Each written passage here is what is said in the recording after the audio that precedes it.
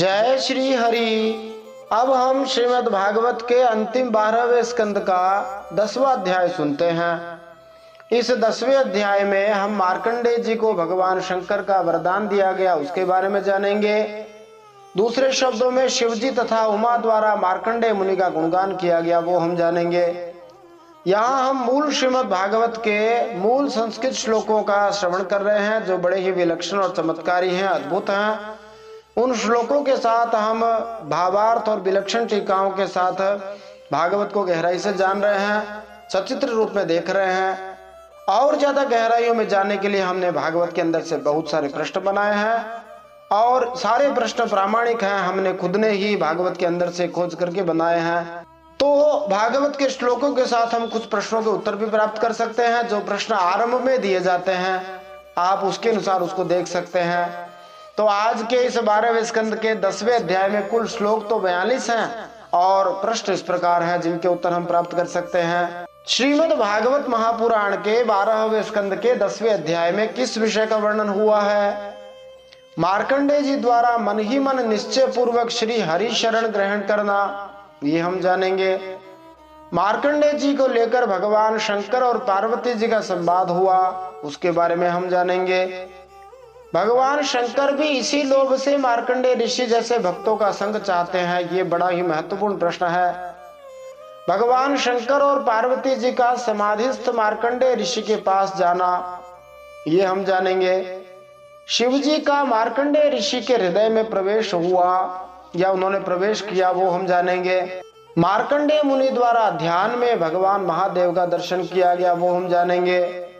मार्कंडेय ऋषि ध्यान में शिव जी के दर्शन से विस्मित क्यों हो गए, ये हम जानेंगे। मार्कंडेय मुनि के द्वारा शिव जी की जो स्तुति की गई उसके बारे में हम जानेंगे। भगवान ब्रह्मा, भगवान विष्णु तथा भगवान शिव भी संत ब्राह्मणों का सम्मान करते हैं, क्यों? ये एक बड़ा ही आश्चर्यजनक रोचक प्रश्न है। ब्राह्मण विरोधी लोग इसको विशेष रूप से देखें। शास्त्रों में ब्राह्मणों की इतनी बड़ाई स्वयं ब्राह्मणों ने ही की है, ये भी एक रोचक प्रश्न है, या भगवान ने की है? क्यों की है ये हम जानेंगे। भागवत, भगवत गीता जैसे शास्त्रों में कुछ बातें बार बार क्यों कही गई है ये हम जानेंगे। मार्कंडेय ऋषि द्वारा भगवान शिव की स्तुति दोबारा की गई उसके बारे में हम जानेंगे।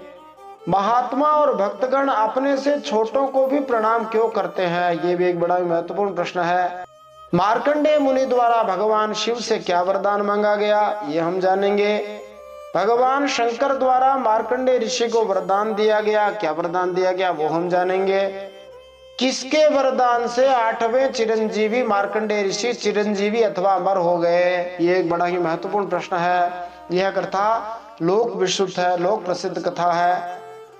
मार्कंडेय पुराण के बारे में हम जानेंगे। 8वें चिरंजीवी कौन है और अभी कहाँ है ये हम जानेंगे। और इस 12वें स्कंद के 10वें अध्याय का अंतिम 20वां प्रश्न मार्कंडेय ऋषि के चरित्र श्रवण से लाभ के बारे में हम जानेंगे। आइए इन सब प्रश्नों के उत्तर जानने के लिए मूल श्रीमद् भागवत में प्रवेश करते हैं। 12वें स्कंद के 10वें अध्याय का श्रवण करते हैं। जय श्री हरि। नारायणं नमस्कृत्य नरं चैव नरोत्तमं देवीं सरस्वतीं व्यासं ततो जयमुदीरयेत्। भगवान श्री नरनारायण को प्रणाम करते हुए, श्री गणेश जी महाराज, माता सरस्वती, वेदव्यास भगवान को प्रणाम करते हुए, हृदयाराध्य सर्वांतर्यामी सबके हृदयों में विराजमान अनंत कोटि ब्रह्मांड नायक परात् परब्रह्म पुरुषोत्तम जगदाधार जगन्नियंता जगदीश्वर जगदगुरु जगन्नाथ भगवान श्री हरि के पवित्र चरणों में प्रणाम करते हुए, भगवत स्वरूप श्रीमद् भागवत को प्रणाम करते हुए, श्री सुखदेव जी, परीक्षित महाराज को, श्री सूत जी, सौनकादि ऋषियों को, समस्त व्यासासीन महात्माओं को प्रणाम करते हुए, अनंत कोटि सब संत महात्माओं वैष्णवों को प्रणाम करते हुए, भगवान श्री हरि को प्रणाम करते हुए अब हम श्रीमद् भागवत महापुराण के 12वें स्कंद में 10वां अध्याय सुनते हैं। इसमें हम मार्कंडेय जी को भगवान शंकर का दर्शन और उनका वरदान, इस प्रसंग का श्रवण करेंगे। श्रीमद् भागवत महापुराण के 12वें स्कंद में 13 अध्याय हैं। और यह श्रीमद् भागवत महापुराण का अंतिम स्कंद है। इस प्रकार अब केवल 4 अध्याय बाकी हैं और पूरी श्रीमद् भागवत कथा हम श्री हरि कृपा से सुन पाएंगे। महात्म्य के भी 4 अध्याय हम विशेष रूप से सुनेंगे जो स्कंद पुराण से लिए गए हैं, जिनमें कई महत्वपूर्ण चीजें हम जान सकेंगे जो श्रीमद् भागवत का ही हिस्सा है।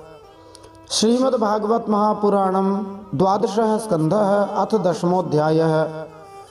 मैं सुनील हरि आप सबका श्रीमद् भागवत महापुराण के संस्कृत श्लोकों का हिंदी भावार्थ और रोचक प्रश्नों से सुनने के लिए स्वागत करता हूँ।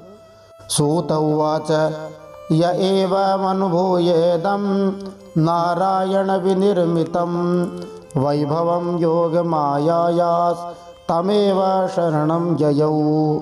सूर्य कहते हैं, हे शौनकादि ऋषियों, मार्कंडेय ऋषि ने इस प्रकार नारायण निर्मित योग माया वैभव का अनुभव किया। अब यह निश्चय करके कि इस माया से मुक्त होने के लिए मायापति भगवान की शरण ही एकमात्र उपाय है, उन्हीं की शरण में स्थित हो गए। निस्संदेह जैसा कि भगवान श्री कृष्ण ने श्रीमद् भगवद गीता 7वें अध्याय 14वें श्लोक में कहा है, दैवी येषा गुणमयी मम माया दुरत्यया। जहाँ उन्होंने पहली पंक्ति में कहा भगवान श्री कृष्ण ने कि मेरी माया बड़ी कठिन है, उसका पार पाना आसान काम नहीं है, परंतु दूसरी पंक्ति में समाधान भी दिया है, मामेव ये प्रपद्यन्ते मायामेतां तरन्ति ते। जो मुझ मायापति का आश्रय लेते हैं वे इस माया से तर जाते हैं। तो हमें तो भगवान का मायापति का आश्रय रखना है और वे ही हमें इस माया से पार लगाएंगे। अब मार्कंडेय जी ने मन ही मन कहा, श्री मार्कंडेय उवाच प्रपन्नोऽस्म्यङ्घ्रिमूलं ते प्रपन्ना भयदं हरे यन्माययापि विबुधा मुह्यन्ति ज्ञानकाशया। मार्कंडेय जी ने कहा, हे प्रभु, आपकी माया वास्तव में प्रतीति मात्र है, मानी वास्तविक नहीं है, परंतु फिर भी सत्य के ज्ञान के समान प्रकाशित होती है। जैसा कि गोस्वामी श्री तुलसीदास जी ने कहा है, जासु सत्यता ते जड़ माया भास सत्यैव मोह सहाया। जिन भगवान की कृपा के कारण से, जिन भगवान की सत्ता के कारण से यह माया सच्ची से जान पड़ती है और बड़े बड़े विद्वान भी उस माया के खेलों में मोहित हो जाते हैं। श्री हरि के चरण कमल ही शरण में आए हुए भक्तों को सब प्रकार से अभय देने वाले हैं, इसलिए मैंने उन्हीं भगवान श्री हरि के चरणों की शरण ग्रहण कर ली है। इसका तात्पर्य है कि जीव भौतिक भोगों के प्रति आकृष्ट होते हैं और इस प्रकार वे प्रकृति के कार्यों का सावधानी से अध्ययन करते हैं। यद्यपि वे वैज्ञानिक ज्ञान में आगे बढ़ते से प्रतीत होते हैं, किंतु वास्तव में वे भौतिक शरीर के साथ अपनी झूठी पहचान में ही ज्यादा से ज्यादा फंसते जाते हैं, जिससे वे अज्ञान में ज्यादा से ज्यादा डूबे हुए रहते हैं। भगवान की शरण में गए बिना कोई बचाने वाला नहीं है। अब सूर्य कहते हैं, सूत उवाच तमेवं निभृतात्मानं वृषेण दिवि पर्यटन् रुद्राण्या भगवान रुद्रो ददर्श स्वगणैर्वृतः। सूर्य कहते हैं, मार्कंडेय जी इस प्रकार शरणागति की भावना में लीन हो रहे थे, तन्मय हो रहे थे। उसी समय भगवान शंकर जी भगवती पार्वती जी के साथ नंदी पर सवार होकर आकाश मार्ग से घूमते हुए उधर आ निकले जिधर मार्कंडेय जी का आश्रम था, और मार्कंडेय ऋषि को उसी अवस्था में देखा। उस समय महादेव जी के साथ उनके गण भी थे। अथो मातम ऋषिं वीक्ष्य गिरिशं समभाषत पश्येमं भगवन् विप्रं निभृतात्मेन्द्रियाशयम् निभृतो दधसव्रातो वातापाये यथार्णवम् कुर्वस्य तपसः साक्षात् संसिद्धिं सिद्धितो भवान। जब भगवती पार्वती जी ने मार्कंडेय मुनि को ध्यान की अवस्था में देखा, तब उनका हृदय वात्सल्य स्नेह से उमड़ आया। पार्वती मैया ने भगवान शंकर जी से कहा, हे भगवान, थोड़ी सी इस ब्राह्मण पर कृपा कीजिए, ये देखो भजन करने वाला है भजन करने वाले पर सब कृपा करते हैं। जैसे तूफान शांत हो जाने पर समुद्र की लहरें और मछलियां शांत हो जाती हैं और समुद्र धीर गंभीर हो जाता है, वैसे ही पार्वती मैया कहती है इस ब्राह्मण का शरीर, इंद्रिय और अंतःकरण शांत हो रहा है, जसवरात्मनि मछलियों का झुंड होता है। हे महादेव जी, आप समस्त सिद्धियों के दाता हैं, इसलिए कृपा करके आप इस ब्राह्मण की तपस्या का प्रत्यक्ष फल दीजिए। अनेक संत महात्मा कहते हैं कि श्री तत्व श्री जी, राधा जी, जानकी जी, लक्ष्मी जी, पार्वती जी ये भक्तों के प्रति अत्यंत कृपालु हैं और भगवान को ये निवेदन करती हैं कि आप इस जीव का जल्दी कल्याण कीजिए। इसी भाव को लेकर गोस्वामी तुलसीदास जी ने सीता मैया से एक प्रार्थना करी है विनय पत्रिका में, जिसके शब्द हैं कबहुक अम्ब अवसर पाए, कभी मौका मिले तो हमारी कथा जो है रघुनाथ जी को सुना देना ताकि वो हमारा कल्याण कर दे। परंतु खास बात यह है कि भगवान भी भक्त के प्रति उतने ही कृपालु हैं। वैसे भगवान और भगवत तत्व, शक्ति और शक्तिमान, इनमें कोई अंतर नहीं करना चाहिए। भगवान भी भक्त के प्रति उतने ही कृपालु हैं। भगवान तो ये यथा माम प्रपद्यन्ते इस नियम पर चलते हैं, जिस भाव से मेरी शरण में आता है मैं उसे वैसा ही मानता हूँ, उसके लिए वैसा ही हो जाता हूँ। अब देखिए भगवान शंकर ने पार्वती जी से क्या कहा। श्री भगवान उवाच मैवेच्छत्याशिषः क्वापि ब्रह्मर्षिर्मोक्षमप्युत भक्तिं परां भगवती लब्धवान् पुरुषेभ्यये। अब भगवान शंकर ने कहा ये ब्रह्मर्षि लोक अथवा परलोक की कोई भी वस्तु नहीं चाहते। नैवेच्छत्याशिषः क्वापि, कि मार्कंडेय मुनि इस ब्रह्मांड के किसी भी लोक में मिलने वाली किसी भी वस्तु की वरदान में रुचि नहीं रखते। और तो क्या कहें, इन मार्कंडेय जी के मन में कभी मोक्ष की भी इच्छा नहीं होती। कोई कहे मोक्ष के लिए भजन करें, इसका कारण यह है कि घटघटवासी अविनाशी भगवान के चरणों में इन्हें परम भक्ति प्राप्त हो चुकी है। निस्संदेह है भगवान के चरणों में जो परम भक्ति है वह सभी वस्तुओं से अत्यंत मूल्यवान है। जिसे भगवान के चरणों में परम भक्ति मिल गई, पराभक्ति मिल गई, प्रेम मिल गया, वह और कुछ नहीं चाहेगा। अथापि संवदिष्यामो भवान्येतेन साधुना अयं हि परमो लाभो नृणां साधु समागमः। महादेव जी ने कहा यद्यपि इन्हें हमारी कोई आवश्यकता नहीं है, फिर भी मैं इनके साथ बातचीत करूंगा, क्योंकि ये महात्मा पुरुष हैं।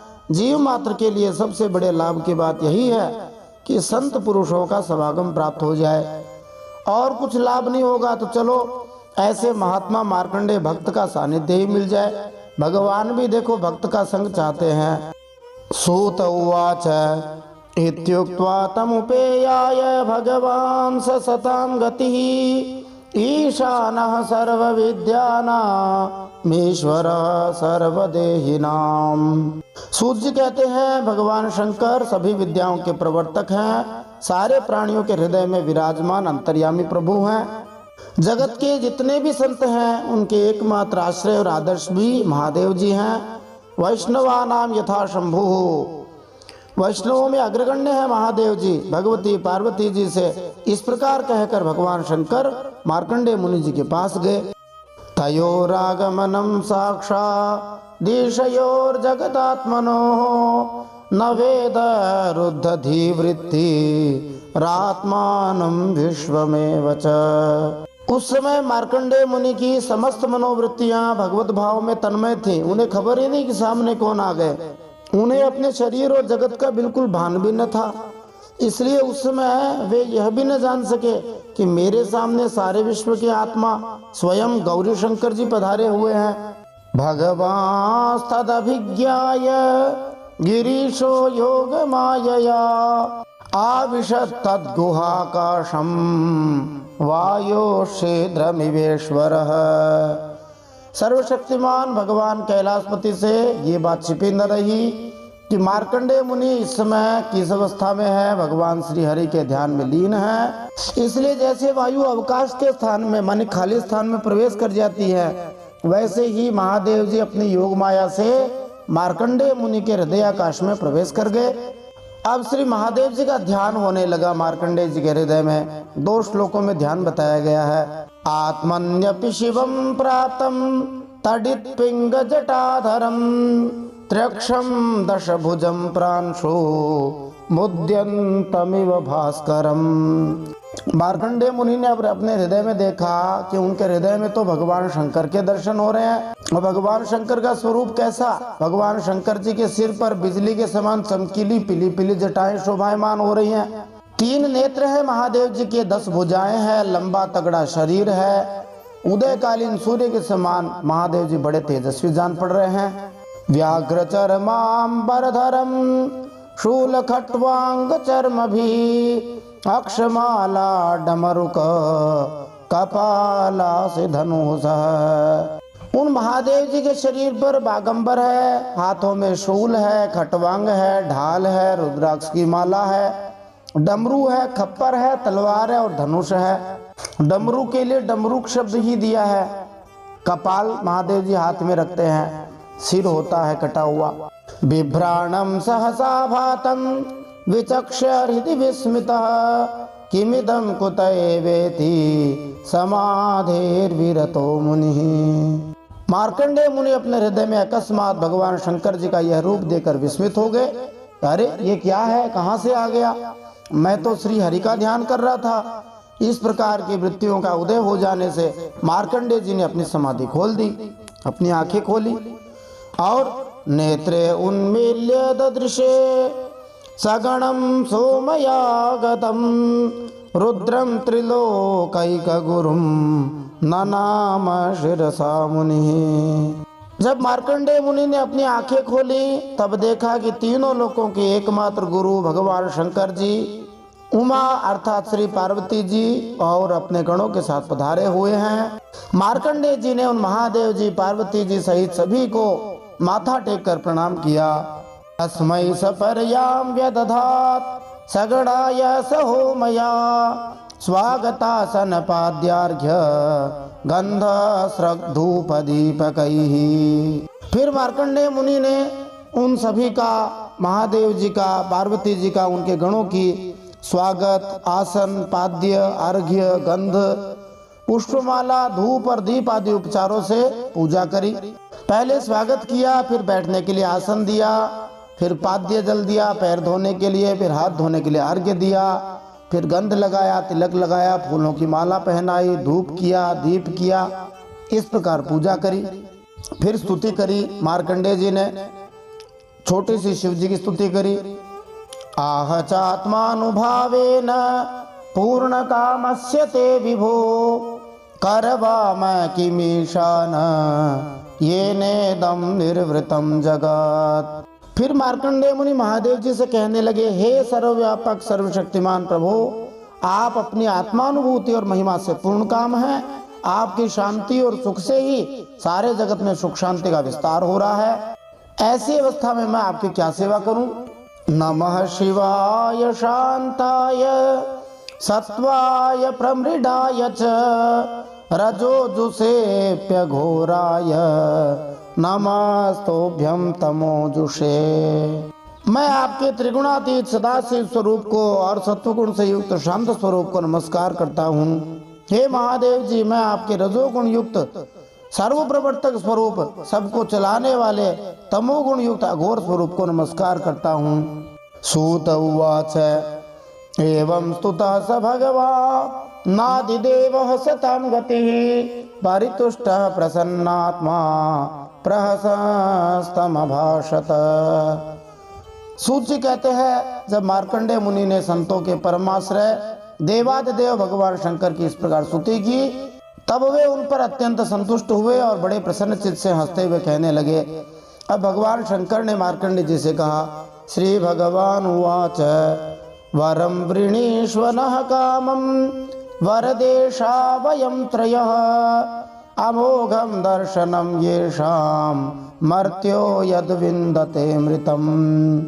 भगवान शंकर ने कहा, मार्कंडेय जी, ब्रह्मा जी, भगवान श्री विष्णु और मैं, हम तीनों ही वरदाताओं के स्वामी हैं। हम लोगों का दर्शन कभी व्यर्थ नहीं जाता। हम लोगों से ही मरणशील मनुष्य भी अमृत तत्व की प्राप्ति कर लेता है। इसलिए तुम्हारी जो इच्छा हो वही वर मुझसे मांग लो। अब यहाँ से महादेव जी ब्राह्मणों की प्रशंसा करते हैं और जो भगवान की भक्ति में लगे हुए लोग हैं, जो भक्ति प्रचार करते हैं, उनकी प्रशंसा करते हैं, उनसे भगवान प्रसन्न हो रहे हैं।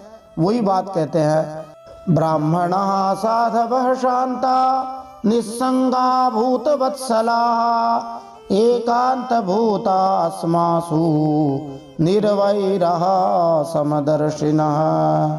महादेव जी कहते हैं, ब्राह्मण स्वभाव से ही परोपकारी, शांत चित्त और अनासक्त होते हैं। वे किसी के साथ वैर भाव नहीं रखते और समदर्शी होने पर भी प्राणियों का कष्ट देखकर उसके निवारण के लिए पूरे हृदय से जुट जाते हैं। उनकी सबसे बड़ी विशेषता तो यह होती है कि वे हमारे अनन्य प्रेमी एवं भक्त होते हैं। इसीलिए भगवान शंकर ब्राह्मणों की प्रशंसा कर रहे हैं। सबसे बड़ी विशेषता यही कि वे भगवान के भक्त होते हैं। अब भगवान भक्ति प्रचार से प्रसन्न होते हैं, उस बारे में भगवान शंकर कहते हैं, सलोका लोकपालास्तान वंदन्त्यर्चन्त्युपासते अहं च भगवान ब्रह्मा स्वयं च हरिरीश्वरः। श्री महादेव जी बोले, सारे लोक और लोकपाल ऐसे ब्राह्मणों की वंदना करते हैं, पूजा करते हैं, उपासना तक करते हैं जो लोग भगवान की भक्ति में लीन हैं। केवल वे ही क्यों, मैं भगवान ब्रह्मा जी और स्वयं साक्षात ईश्वर भगवान श्री विष्णु भी ऐसे ब्राह्मणों की सेवा में लगे रहते हैं। नते मय्यच्युते जे च भिदामन्वपि चक्षते नात्मनश्च जनस्यापि तद्युष्मान वयमीमहि। ऐसे शांत महापुरुष मुझ में, भगवान श्री विष्णु में, ब्रह्मा जी में, अपने आप में और सभी जीवों में अणुमात्र भी भेद नहीं करते। वासुदेवा सर्वम की दृष्टि प्राप्त किए होते हैं। सदा सर्वदा सर्वत्र सब जगह है, सर्वथा सब प्रकार से एक रस आत्मा का ही दर्शन करते हैं। इसलिए हम तुम्हारे जैसे महात्माओं की स्तुति और सेवा करते हैं। इसके तात्पर्य में श्री प्रभुपाद जी कहते हैं, ब्रह्मा जी और शिव जी क्रम से भगवान श्री विष्णु की सृजन और संहार शक्तियों की अभिव्यक्ति हैं। इस तरह भौतिक जगत के इन तीन शासनकर्ता देवों में एकता बनी रहती है। मनुष्य को प्रकृति के गुणों के आधार पर श्री भगवान की प्रशासनिक शक्ति में भौतिक द्वैत नहीं ढूंढना चाहिए, भेद नहीं करना चाहिए। यद्यपि यह शक्ति ब्रह्मा, श्री विष्णु और शिव इन तीन रूपों में प्रकट होती है।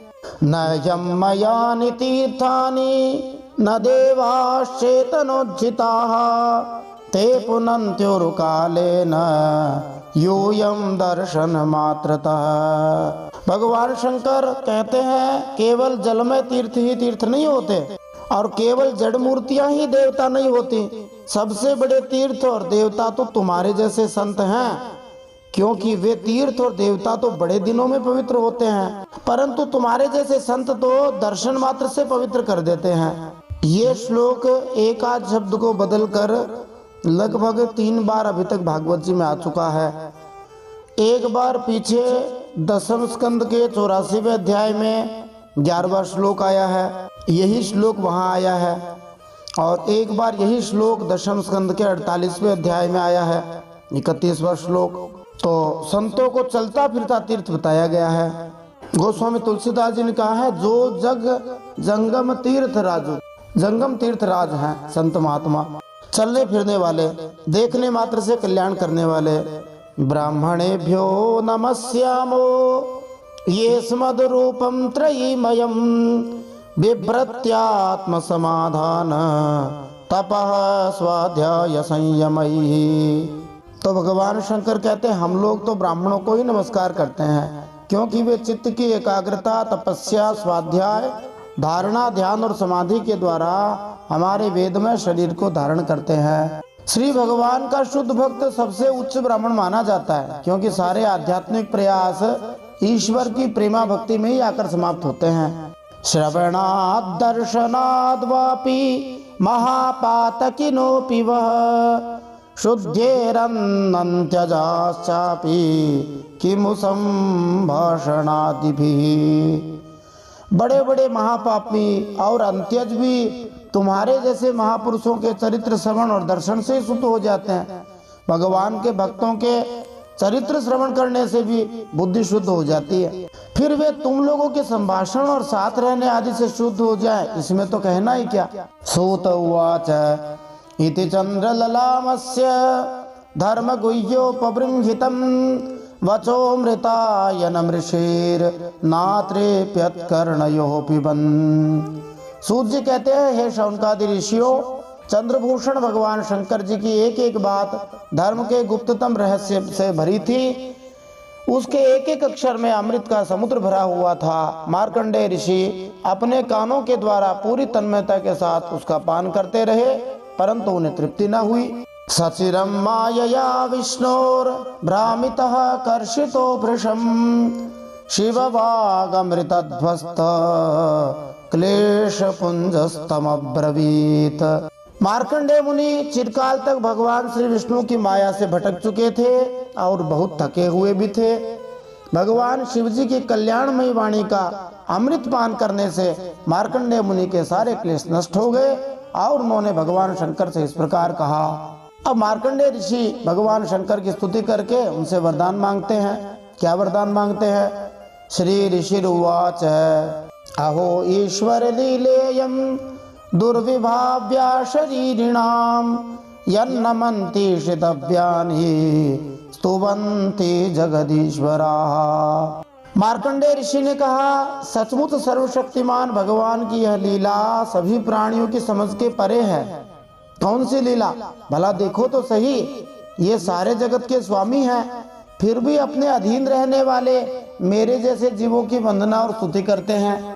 देखिए, जहाँ भौतिक संसार में जीव एक दूसरे पर रोब दिखाना चाहते हैं, मैं बड़ा, इसलिए वे ब्रह्मांड के वास्तविक स्वामियों की लीलाओं को नहीं समझ पाते। ऐसे प्रामाणिक स्वामियों में अद्भुत उदार मनोवृत्ति पाई जाती है। भगवान परम उदार हैं, इसलिए वे कभी कभी अपनी प्रजा में से अत्यंत सुयोग्य और साधु स्वभाव वाले व्यक्ति को नमस्कार तक कर देते हैं। भगवान अपने भक्तों से कितना प्रेम करते हैं, इसको कोई समझ नहीं सकता है। इसलिए भगवान अपने भक्तों की वंदना और स्तुति करते हैं। भगवान को कुछ चाहिए नहीं। धर्मं ग्राहयितुं प्रायः प्रवक्तारश्च देहिनां आचरन्त्यनुमोदन्ते क्रियमाणं स्तुवन्ति च। मार्कंडेय जी कहते हैं, धर्म के प्रवचनकार प्रायः प्राणियों को धर्म का रहस्य और स्वरूप समझाने के लिए उसका आचरण और अनुमोदन करते हैं, और कोई भी धर्म का आचरण करता है तो उसकी प्रशंसा भी करते हैं। नई तावता भगवतः स्वमायामय वृत्तिभिः न दुष्चेतानुभावस्तैर्मायिनः कुहकं यथा। जैसे जादूगर अनेकों खेल दिखाता है, उन खेलों से उसके प्रभाव में कोई फर्क नहीं पड़ता, वैसे ही आप अपनी स्वजन मोहिनी माया की वृत्तियों को स्वीकार करके किसी की वंदना स्तुति आदि करते हैं तो केवल इस काम के द्वारा आपकी महिमा में कोई त्रुटि नहीं आती। निस्संदेह भगवान की यह ऊपरी विनयशीलता दया की ही प्रस्तुति है। जैसे कोई जादूगर अपनी जादूगरी दिखाता है, शक्ति दिखाता है, करामात दिखाने से उसकी शक्ति कम नहीं होती, ऐसे ही भगवान जानबूझकर अपने भक्तों की महिमा बढ़ाने के लिए और भक्तों के सामने विनम्र होते हैं, उनकी प्रशंसा करते हैं। सृष्ट्वेदं मनसा विश्व मात्मनानुप्रविश्य यः गुणैः कुर्वद्भिराभाति कर्तेव स्वप्नदृग् यथा। हे महादेव जी, आपने स्वप्न दृष्टा की तरह अपने मन से ही संपूर्ण विश्व की सृष्टि की है और इसमें स्वयं प्रवेश करके कर्ता न होने पर भी कर्म करने वाले गुणों के द्वारा कर्ता के समान आप दिखाई देते हैं।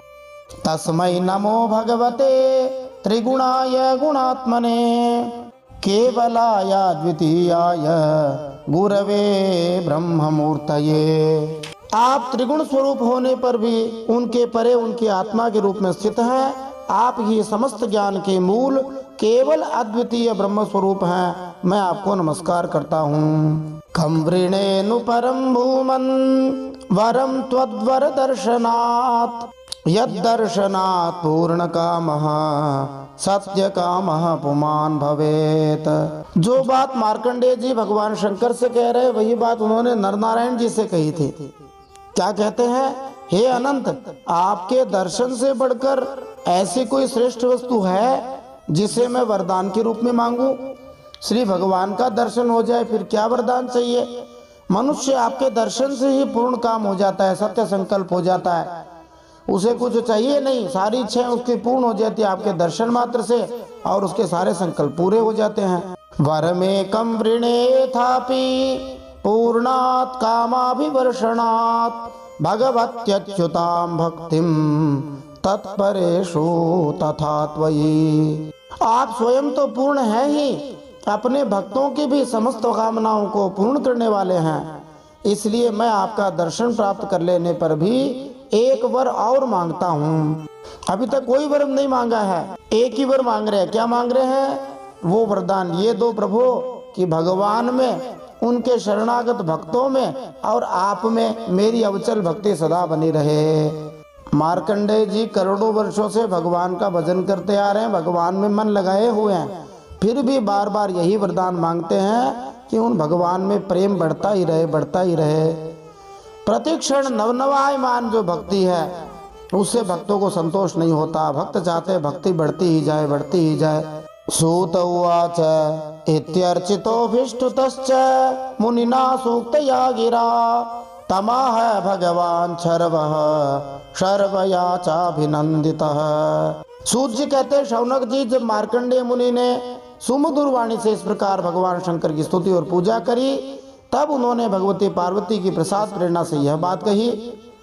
अब शिव जी मार्कंडेय जी को वरदान देते हैं, कामो महर्षे सर्वोयम भक्तिमास्त्वमधोक्षजे आकल्पान्ताद् यशः पुण्य मजरा मरता तथा। शिव जी कहते हैं, मार्कंडेय ऋषि, तुम्हारी सारी कामनाएं पूर्ण हो, इंद्रियातीत परमात्मा में, भगवान श्री विष्णु में तुम्हारी अनन्य भक्ति सदा सर्वदा बनी रहे, कल्प पर्यंत तुम्हारा पवित्र यश फैले और तुम अजर एवं अमर हो जाओ, ना तो तुम बूढ़े हो ना तुम कभी मरो। देखो, मार्कंडेय जी ने अमर होने का वरदान नहीं चाहा, जितने असुर लोग हैं उन सब ने कहा हमें अमर कर दो, तब भगवान ने किसी को भी अमर नहीं किया, परंतु मार्कंडेय जी बिना ही कुछ कहे अमरता का वरदान प्राप्त कर रहे हैं।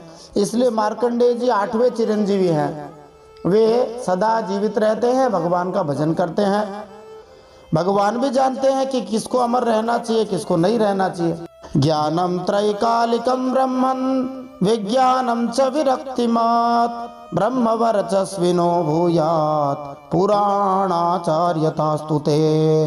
अनेक वरदानों में से एक वरदान ये भी दिया कि तुम्हारा ब्रह्म तेज सदा अक्षुण्ण रहे, तुम्हें भूतकाल के, भविष्य काल के और वर्तमान काल के सभी विषयों का ज्ञान हो जाए और एक अधिष्ठान रूप ज्ञान और वैराग्य रूप स्वरूप स्थिति की प्राप्ति हो जाए, तुम तत्व को ठीक प्रकार से समझ लो, तुम्हें पुराण का आचार्यत्व भी प्राप्त हो जाए। इसीलिए इनके नाम से एक पुराण है, मार्कंडेय पुराण। सभी पुराणों के आचार्यों का पद प्राप्त कर लिया। इतने वरदान भगवान शंकर ने दिए। भगवान श्री विष्णु में अचला भक्ति दी, अजर अमर होने का वरदान दिया। यद्यपि दूसरे स्थानों में ये कथा भी आती है कि मृकंडू के पुत्र थे मार्कंडेय, अल्पायु थे, बाद में महादेव जी की भक्ति करी, महादेव जी की कृपा से उन्हें कल्पांत तक रहने का अथवा अमरत्व का वरदान प्राप्त हुआ था।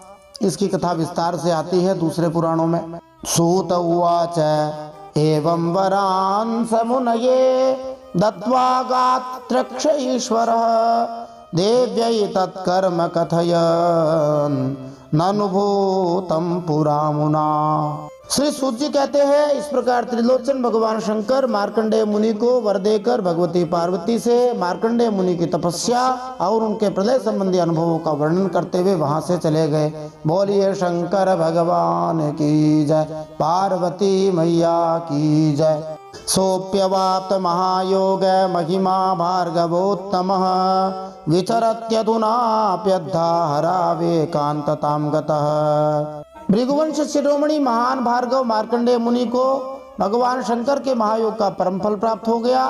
वे भगवान के अनन्य प्रेमी हो गए। अब वे भी भक्ति भाव भरित हृदय से पृथ्वी पर विचरण किया करते हैं।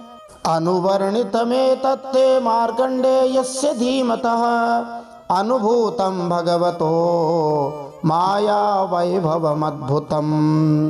परम ज्ञान संपन्न मार्कंडेय मुनि ने भगवान की योग माया से जिस अद्भुत लीला का अनुभव किया था वह मैंने आप लोगों को सुना दिया। एतत् केचिद विद्वांसो माया संसृतिरात्मनः अनाद्यावर्तितं नृणाम कादाचित् कं प्रचक्षते।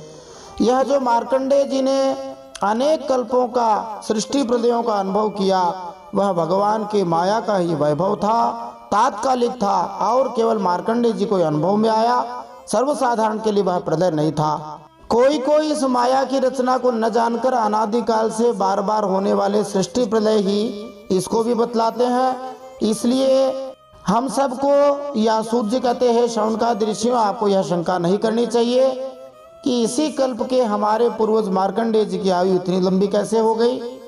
अब सूत जी वंशज छंद में अंतिम श्लोक कहते हैं पाठकों को वरदान देते हुए, या एवमेतद् भृगुवर्य वर्णितम् रथांग पाणे रनुभाव भावितम् संश्रावयेत् संशृणुयादुतावुभौ तयोर्न कर्मा क्षय संसृतिर्भवेत्।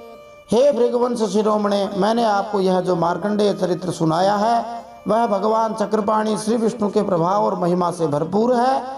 जो इस चरित्र को सुनता है अथवा केवल कीर्तन करता है वे दोनों ही कर्म वासनाओं के कारण प्राप्त होने वाले आवागमन के चक्कर से सदा के लिए छूट जाते हैं। बोलिए भक्तवत्सल भगवान की जय, शंकर भगवान की जय, परम सत्य श्री हरि की जय, श्रीमद् भागवत महापुराण की जय, मार्कंडेय ऋषि की जय। इति श्रीमद्भागवते महापुराणे पारमहंस्यां संहितायां द्वादश स्कंदे दशमोऽध्यायः श्रीमन्नारायणार्पणमस्तु। इस प्रकार श्रीमद्भागवत महापुराण परमहंसों की संहिता 12वें स्कंद में भगवान शिव जी और पार्वती जी द्वारा मार्कंडेय मुनि का गुणगान, उनको वरदान, उनको दर्शन नामक 10वां अध्याय भगवान श्री नारायण के चरणों में समर्पित हो। अब 12वें स्कंद के अगले अर्थात 11वें अध्याय में हम भगवान श्री विष्णु के अंग, उपांग और आयुधों का रहस्य जानेंगे। माने भगवान श्री विष्णु जो अपने गले में वनमाला रखते हैं, शंख चक्र गदा पद्म रखते हैं, मुकुट है, कौस्तुभ मणि है, इन सब के तात्पर्य हम जानेंगे और विभिन्न सूर्य गणों का वर्णन हम जानेंगे। दूसरे शब्दों में महापुरुष का संक्षिप्त वर्णन 12वें स्कंद के 11वें अध्याय में किया गया, उसके बारे में हम जानेंगे। जय श्री हरि, श्रीमन्नारायणार्पणमस्तु।